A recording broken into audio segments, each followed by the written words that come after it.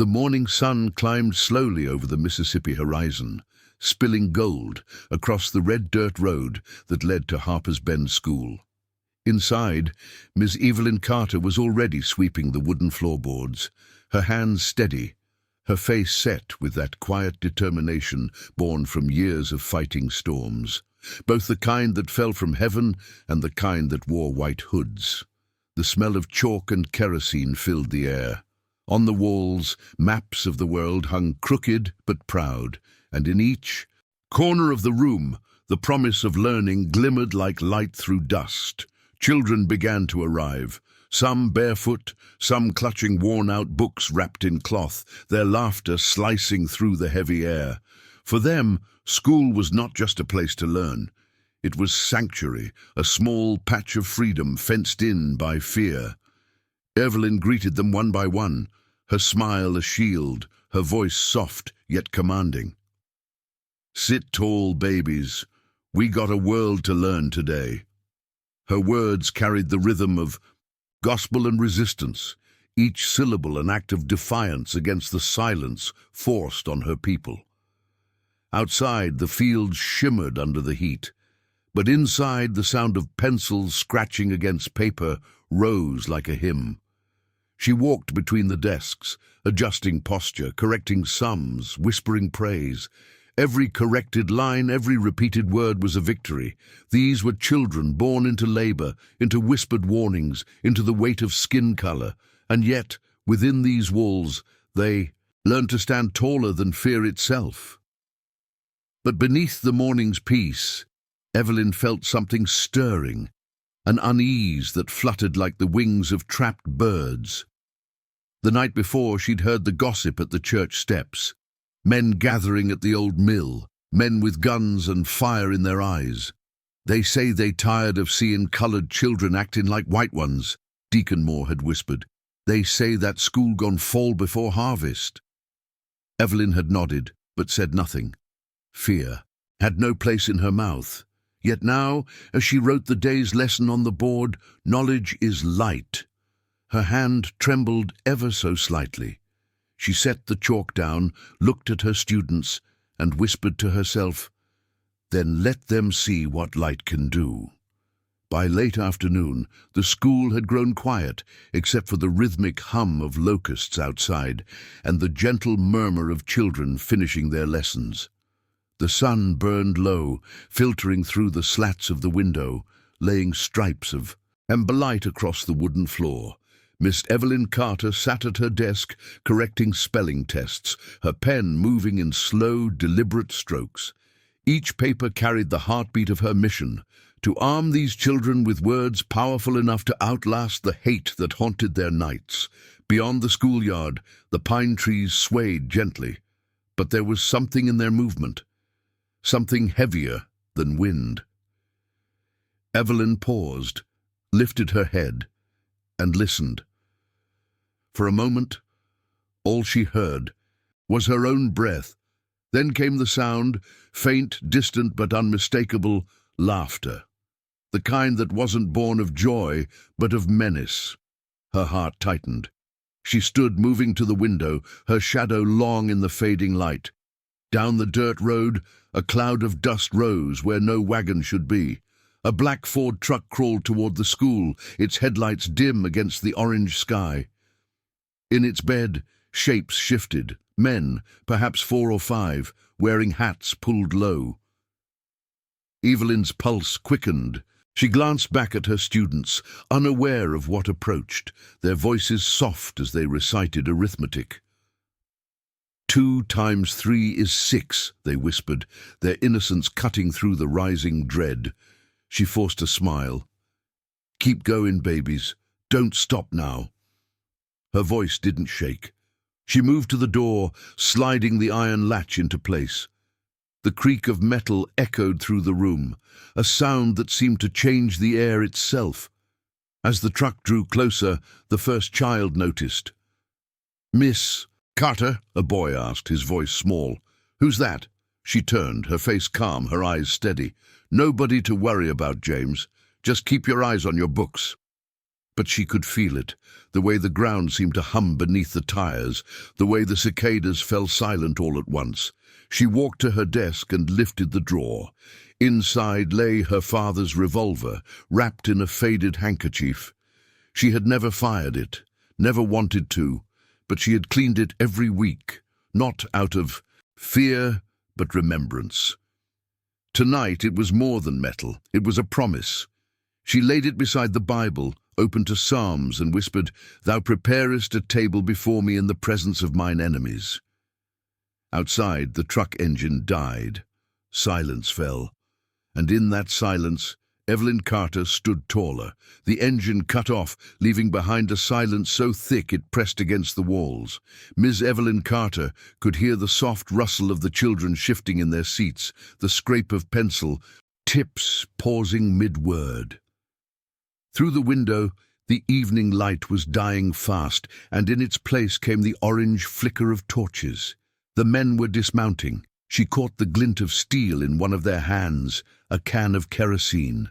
Another carried a sledgehammer, its head gleaming dull in the dusk. She closed her eyes for a breath and felt the weight of history pressing on her shoulders. Generations of women who had taught behind barred doors, mothers who had buried sons for daring to learn their letters. When she opened her eyes again, they were steady as iron. She turned to her students and said softly, "Children, we gonna have a lesson different from any other. You're gonna see what courage looks like, and what it means to protect what God gave you." She moved among the desks, ushering the children toward the back room where the coal stove stood. "Stay quiet," she whispered. "If I say hide, you do it quick, you hear?" Tiny heads nodded, eyes wide with the kind of fear that only innocence can carry. She returned to the front of the room, her shadow stretching across the floor as the first knock came, a slow, deliberate pounding that rattled the latch. "Evening, school mom," a voice drawled from outside, too sweet to be real. "We heard you been teaching lies to colored folk, teaching them they just as good as white."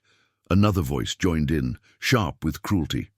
"Why don't you come on out and talk about it?" Evelyn's hand tightened on the revolver, but she didn't move to the door. Her voice came calm, clear, echoing through the wooden walls. "This school belongs to God, and to these children you'll step no closer."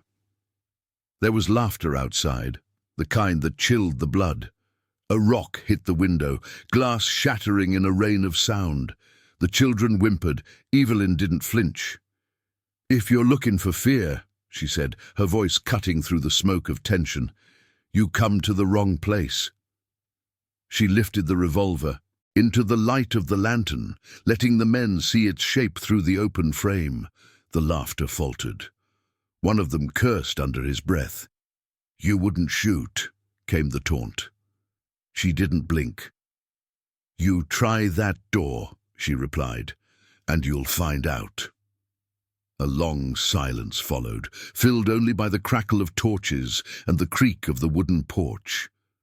Then, slowly, the boots began to retreat. Not far, just enough for her to know they were thinking. In that fragile space between action and restraint, Evelyn Carter stood not as one woman against many, but as every mother, every teacher, every protector of the light. And the night held its breath. The night grew thick and pulsing, the air soaked in the smell of smoke and sweat. Outside, the men regrouped near the fence, their voices low and venomous. "She got a gun," one muttered. "Ain't no woman gonna scare us off," another hissed, striking a match that flared against the dark like a serpent's tongue. The torch, in his hand, burst to life, painting the schoolhouse walls in trembling orange. Miss Evelyn Carter stood by the doorway, her revolver steady, her heart beating like a drum in the deep of her chest.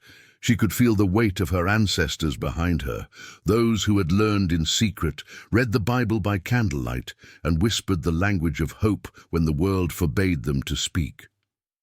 "You can burn a building," she murmured, half to herself, "but you can't kill what's been taught." Her hand tightened on the doorknob. It was time to face them.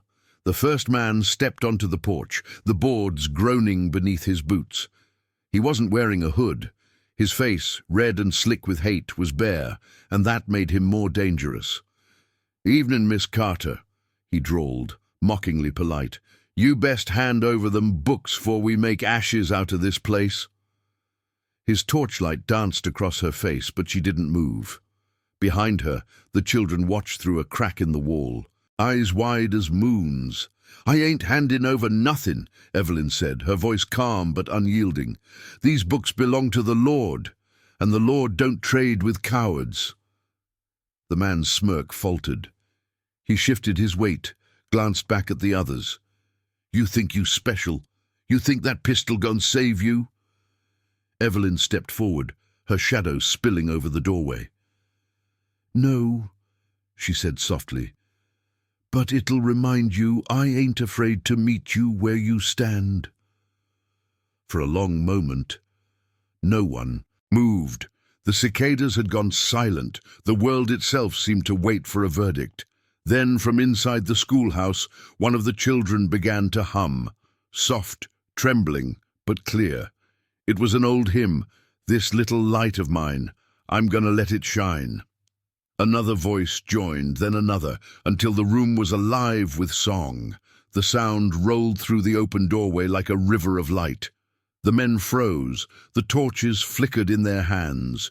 It was not the sound of fear, it was faith, raw and defiant. Evelyn lifted the revolver just high enough for them to see the glint of metal. "You hear that?" she said. "That's the sound of something you can't burn." The man's jaw clenched, his torch shaking as he lowered it. One by one, the others stepped back, their courage crumbling under the weight of what stood before them: a teacher, a revolver, and a chorus of unbreakable voices. The night exhaled. The men turned, muttering, retreating into the shadows they had come from. Evelyn didn't lower the gun until their footsteps were gone. Then she whispered, "Class dismissed." The dawn that followed was pale and trembling, the sky still streaked with the smoke of torches long extinguished. Ms. Evelyn Carter sat by the window of her classroom, the revolver resting on her desk beside a half-burned candle. Outside, the schoolyard was littered with the ghosts of the night: trampled grass, a cracked fence post, the faint smell of kerosene clinging to the air. But the building still stood, the books were unburned, the bell still hung from its beam, ready to ring again. The children began to arrive just after sunrise, their faces uncertain, their steps hesitant. Evelyn rose slowly, brushed soot from her skirt, and smiled as though nothing in the world had changed. "We got lessons to learn," she said softly. Her words trembled with exhaustion but not defeat. As the children filed in, they noticed the broken window, the scorched doorway, and the revolver. Yet none dared to ask. They knew. The silence in that room was its own anthem. She took up the chalk and wrote a single word on the board: "Faith." For a moment, she simply looked at it, her hand hovering near the letters, her eyes distant. "Faith," she said at last, "ain't what you feel when things are safe. It's what you do when they ain't." The children listened, their small faces turned toward her, the light of understanding dawning like the morning sun. Outside, the world still held danger. The same men who had fled would tell their story twisted, would whisper that she was armed, dangerous, unladylike. But within these walls, Evelyn Carter was untouchable. Every time she opened her mouth to teach, she rewrote the rules of who could stand tall in Harper's Bend. Every sum, every verse, every name recited out loud was an act of rebellion wrapped in innocence. As the lesson carried on, the sound of pencil scratching filled the room, mingling with birdsong from the eaves. A knock came at the door, not sharp this time, but gentle. The children froze.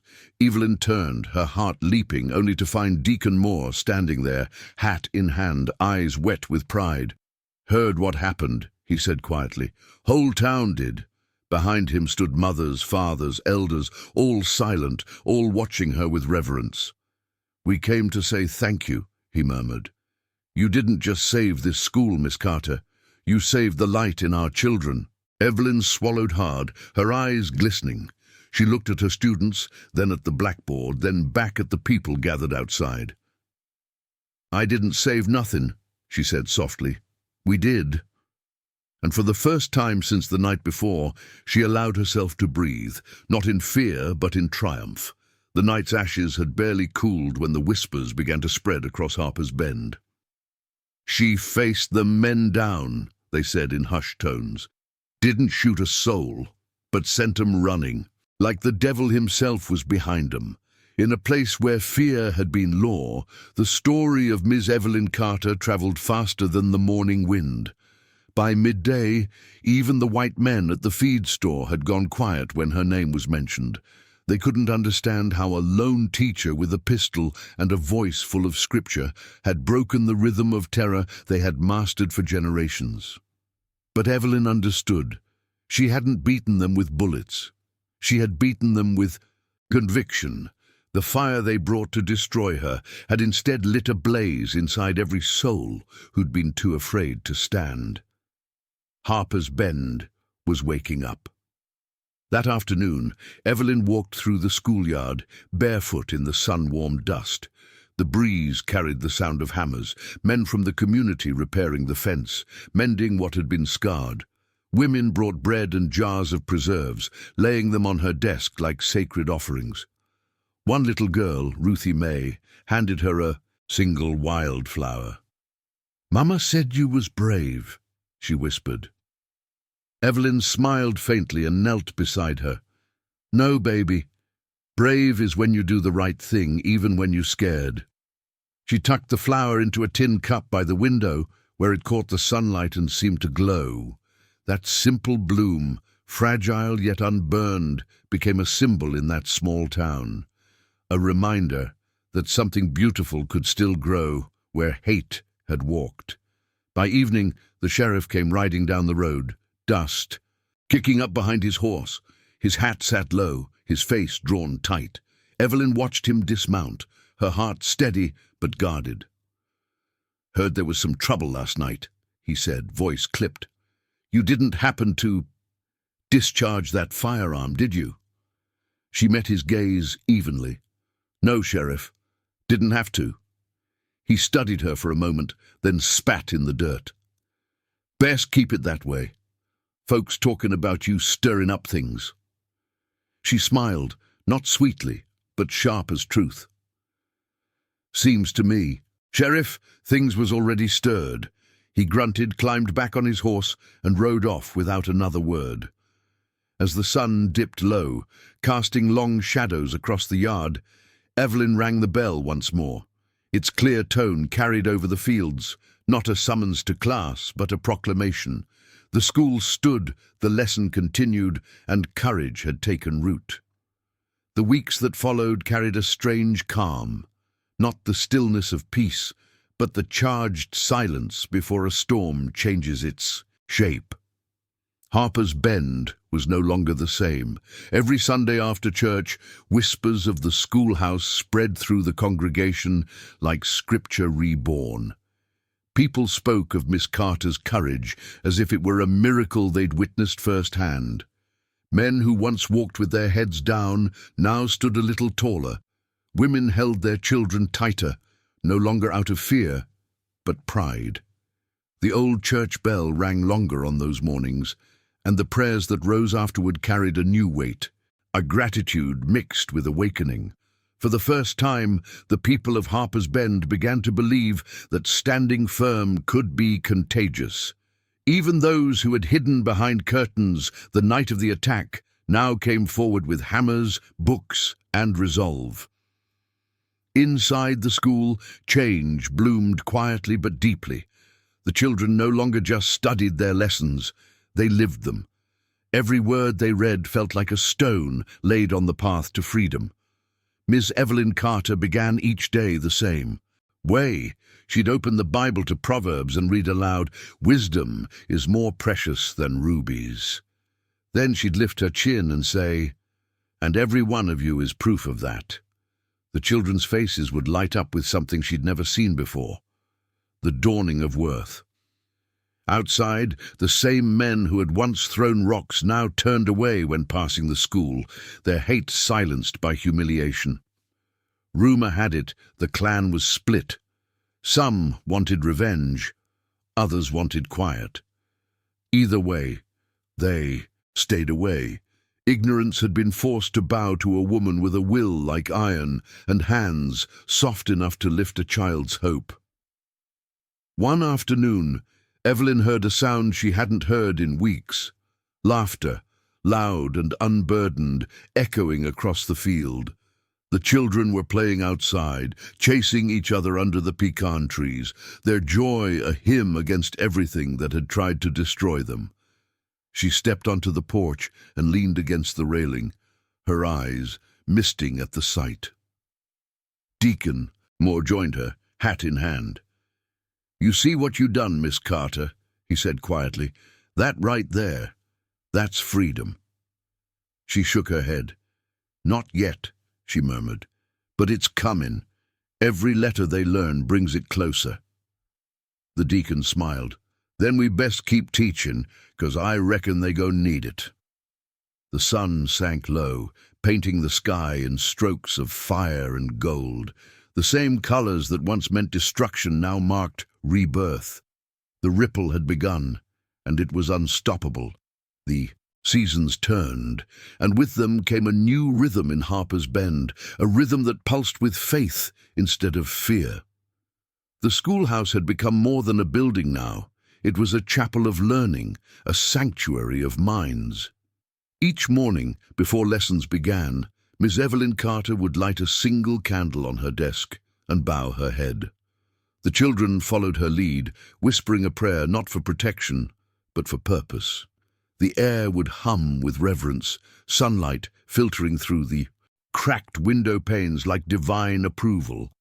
"We pray for wisdom," Evelyn would say softly, "and the strength to keep using it."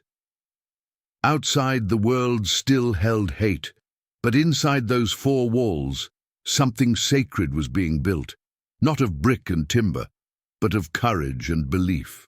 And somehow that faith began to echo beyond the schoolyard.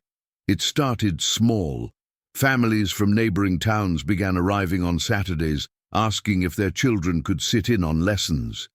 Some came walking for miles, barefoot and hungry, clutching scraps of paper as proof of their determination.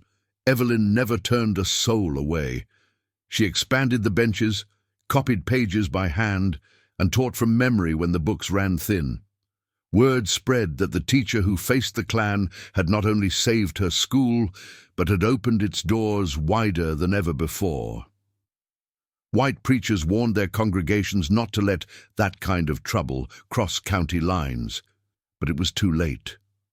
The echo had traveled, carried by children who recited their lessons aloud in homes lit by lanterns, by mothers who whispered alphabets to babies in their arms, by fathers who hummed hymns with new meaning. Faith had found its language, and it spoke in syllables of liberation. One cold winter evening, Evelyn found herself sitting alone in the schoolhouse after everyone had gone. The air was thick with the smell of chalk and wood smoke. She opened the Bible on her desk, the same one her mother had given her. When she first began to teach and turned to the book of Isaiah, "No weapon formed against thee shall prosper." Her lips moved silently over the words. For the first time in a long while, she felt peace. The battle wasn't over, but victory didn't always wear armor. Sometimes it wore a teacher's dress, smudged with chalk dust. She closed her eyes and listened. Outside, the wind moved through the trees, carrying the faintest sound, the voices of her students, still reciting their lessons as they walked home through the dark. It was the sweetest sound she had ever heard, a melody woven from faith and defiance. The echo of what she had begun would outlive her. She knew that now. Spring returned to Harper's Bend with deceptive gentleness. Soft rains, new crops, and skies so blue they almost made the past seem like a bad dream. But evil never dies. It only waits. Rumors began to circulate again, darker this time, slithering through the fields like smoke. Some said the clan had a new leader, younger, meaner, ashamed of the humiliation his elders had endured at the hands of a colored woman with a gun. Others whispered that a meeting had been held by the river, where vows were made to reclaim order. Evelyn Carter heard every whisper, but refused to let them shape her days. She taught her lessons with the same grace, her voice calm, her hands steady, though her eyes flicked often toward the windows.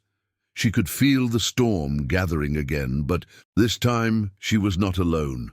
The people of Harper's Bend had seen what defiance could do, and they were ready. One evening, as the children packed their slates and lunch pails, Deacon Moore appeared in the doorway, his face grave. "They talkin' again," he said softly. "Might be comin' soon." Evelyn nodded, her expression unreadable. "Then we'll be ready, like before." He hesitated. "You think you can do it again?" She looked around the classroom at the maps, the Bible, the faces of children tracing letters on the board, unaware of the danger waiting in the world outside. "No," she said quietly, "not again. But together we can." That night she gathered the townsfolk in the church. The pews overflowed. Men stood shoulder to shoulder, women clutching their Bibles, children leaning against their mothers' skirts.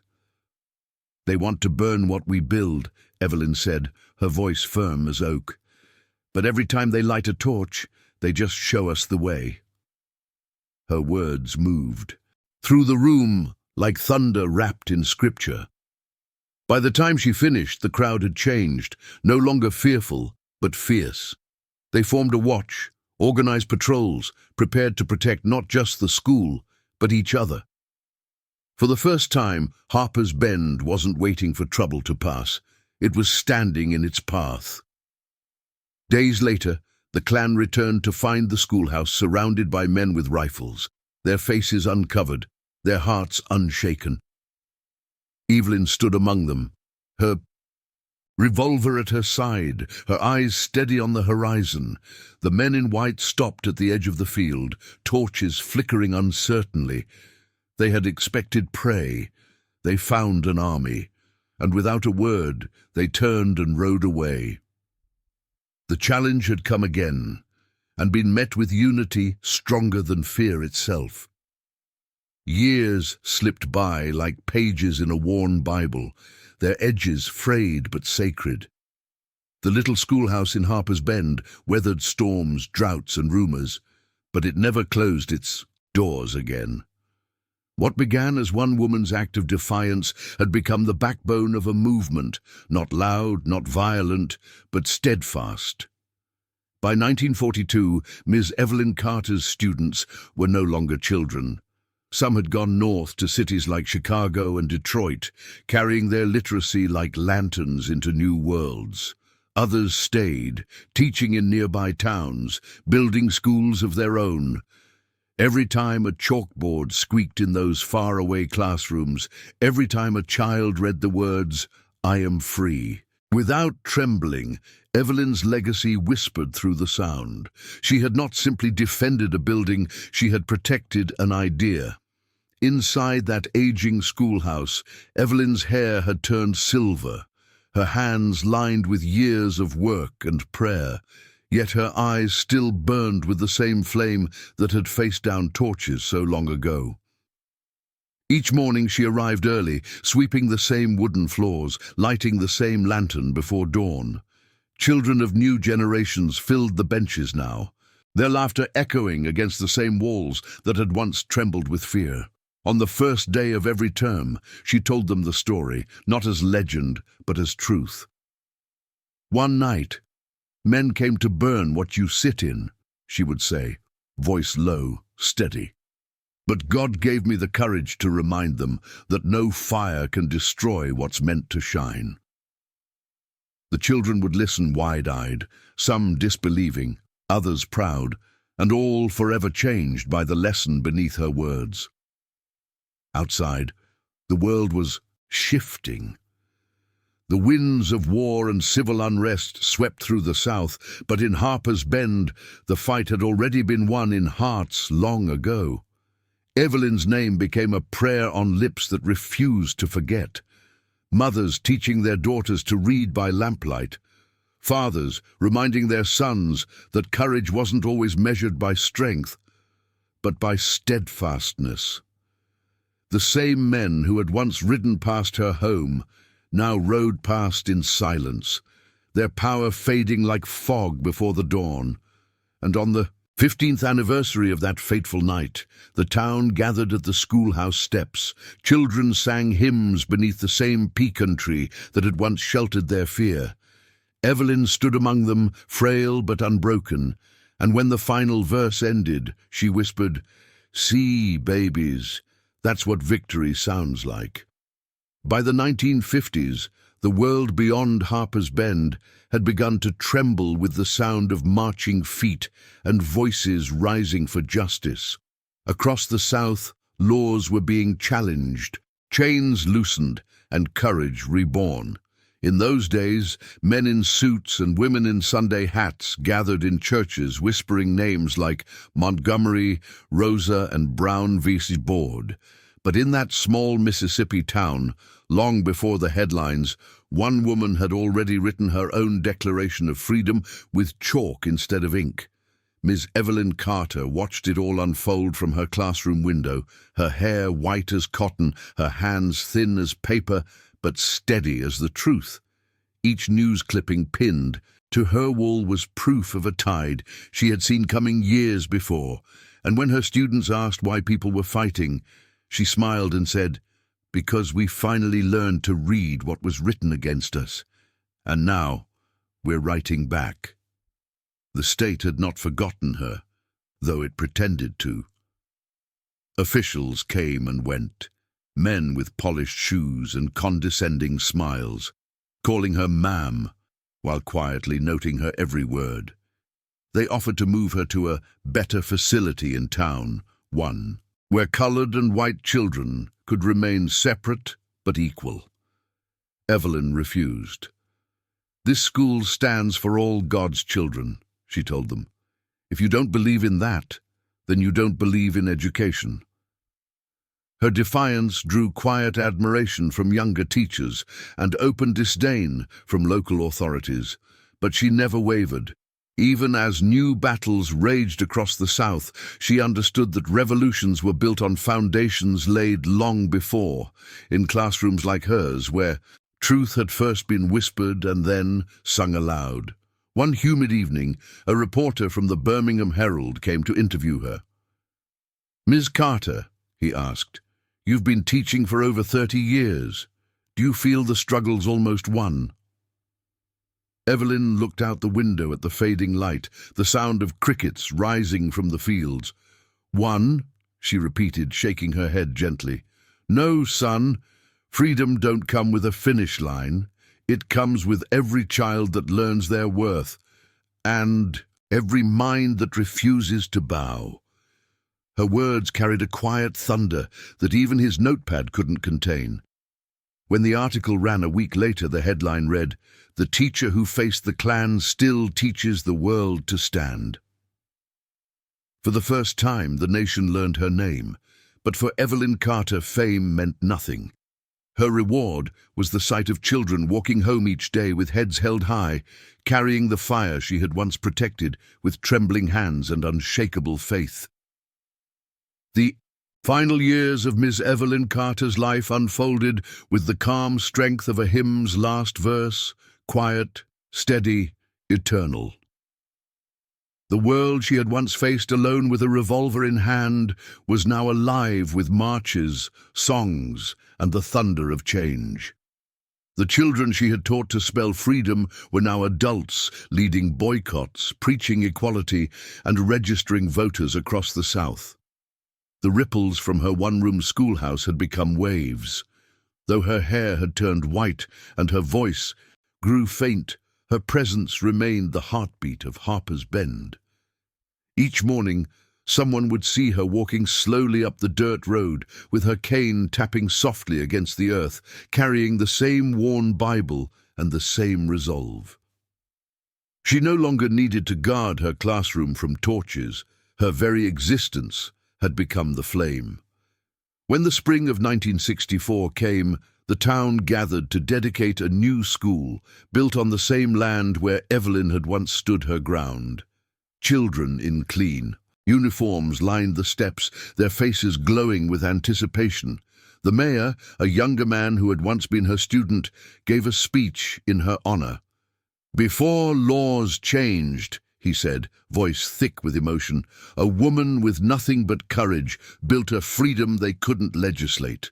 Evelyn sat in the front row, hands folded over her cane, eyes shining with quiet pride. As the new brass bell was rung, its echo carried across the fields, blending with the laughter of children. A sound she had once feared she would never hear again. When they unveiled the plaque, it bore her name, the Carter School for Learning and Equality. She smiled faintly and whispered, "Let it always stand." That night, alone in her modest home, Evelyn sat by the window, the moonlight spilling across her Bible. Her hands trembled as she turned the fragile pages to the same verse that had guided her all those years ago. "No weapon formed against thee shall prosper." She closed the book, resting it against her heart. Outside, the sound of that new bell drifted faintly through the night air, a reminder that her work, her stand, had not been in vain. When dawn came, they found her sitting peacefully in her chair, her eyes closed, her face turned toward the rising sun. She had crossed quietly, leaving behind not sorrow, but a living testimony, a lesson written not in chalk, but in history itself. And when the children of Harper's Bend spoke her name, they did so with reverence, as one might speak of saints. For in the end, Evelyn Carter hadn't just defended a school, she had taught a nation that light, once lit, can never be conquered by darkness.